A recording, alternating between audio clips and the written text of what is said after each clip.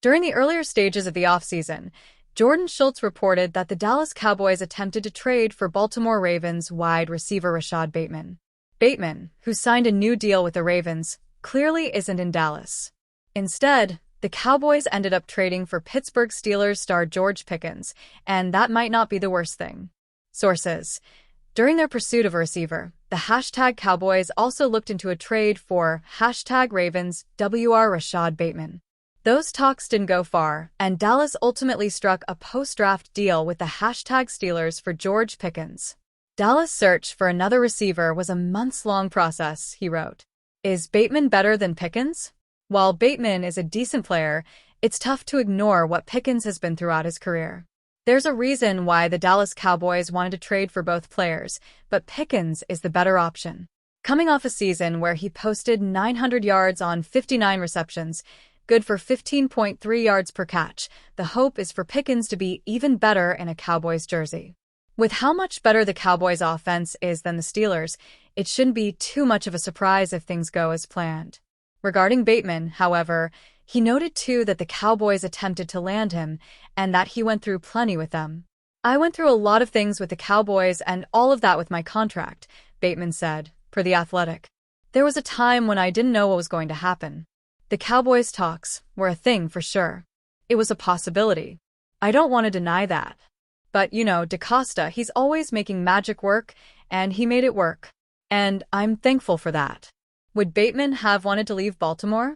Despite the interest that the Dallas Cowboys had in trading for Bateman, he told reporters, including The Athletic, that he was interested in returning to the Baltimore Ravens. Frankly, the Ravens have been a bit better of a team over the past few years, so it's tough to blame him too much. While the Ravens haven't found much success in the postseason, the idea is for them to eventually do so. That's the first thing I told GM Eric DaCosta. I don't want to go anywhere else. I know you've got a lot of stuff to work through, and we'll figure it out when we figure it out, Bateman told The Athletic.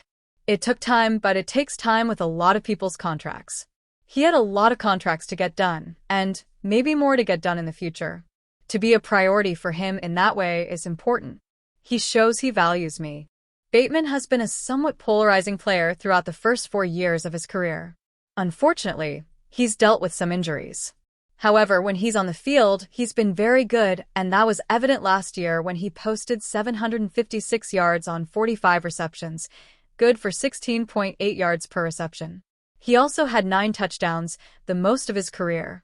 The Pittsburgh Steelers officially announced on Thursday that they have signed general manager Omar Khan to a new 3-year contract, a move that comes on the heels of some substantial moving and shaking this offseason. The deal locks in the idea of the GM remaining in the Steel City through at least the 2028 NFL season. Khan has been in charge of the Steelers' front office since 2022 and has worked in combination with longtime head coach Mike Tomlin to keep Pittsburgh in perennial playoff contention. I am excited to announce we have signed Omar to a new 3-year contract, said Steelers president Art Rooney via Steelers.com. Omar and his team have done a great job over the past 3 years in constructing our roster through the NFL draft, strategic trades, and free agency. We look forward to continuing that trend that will lead to even more success on the field. Prior to assuming the role here as general manager, Khan worked for the team on projects including trades, free agency, and other moves.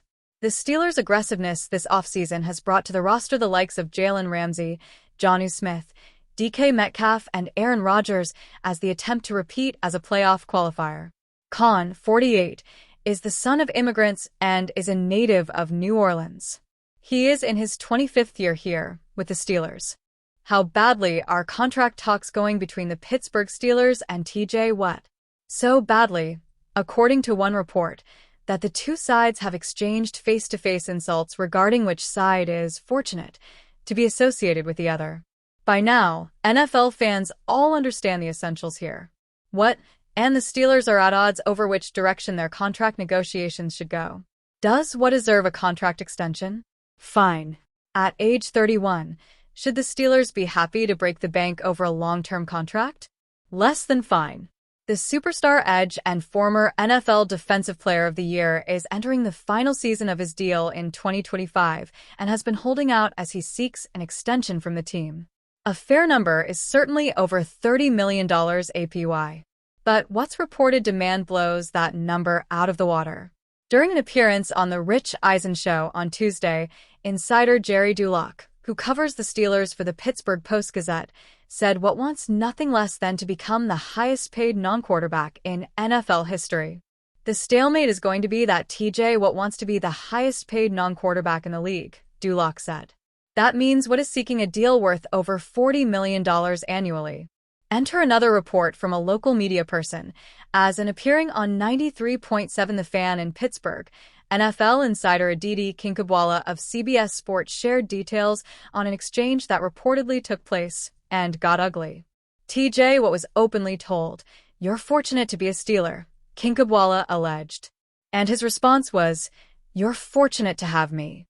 Kinkhabwala continued, "The Steelers' attitude, the Steelers' mindset, is that it is such a privilege to be in this uniform, to wear this uniform," Kinkhabwala said. That, therefore, you should take a hometown discount just because you get to play for one of these cornerstone trademark organizations. We wonder if Aditi is sort of paraphrasing here.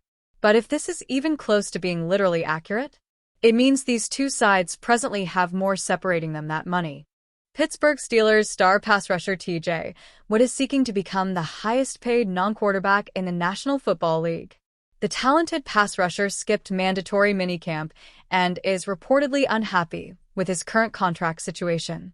CBS Sports NFL reporter Aditi Kinkhabwala explained during a recent radio interview there was a disconnect between Watt and the organization, similar to what occurred in 2021 during negotiations.